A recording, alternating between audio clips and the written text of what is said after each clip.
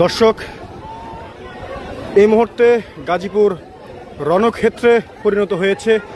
আমি আপনাদেরকে এই মুহূর্তে দেখানোর চেষ্টা করছি, গাজীপুর বুটবাজার থেকে দেখানোর চেষ্টা করছি।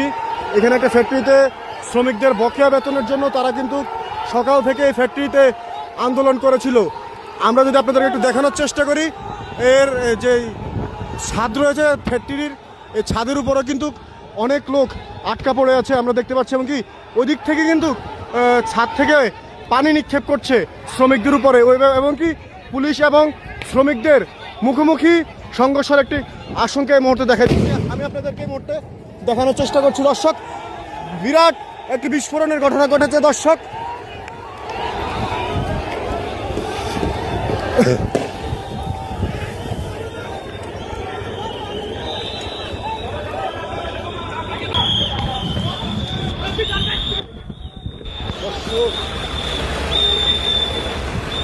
দর্শক, পুলিশ কিন্তু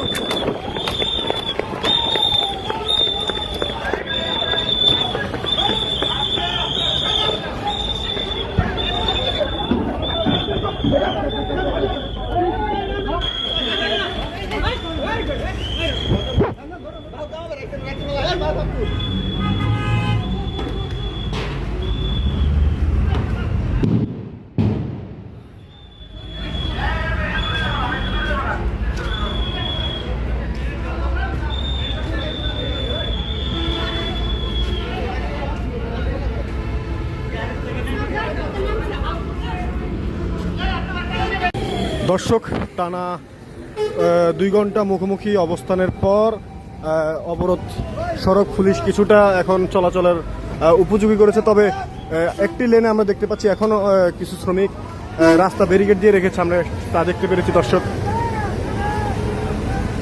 দর্শক, এখনো কিন্তু চলছে দর্শক।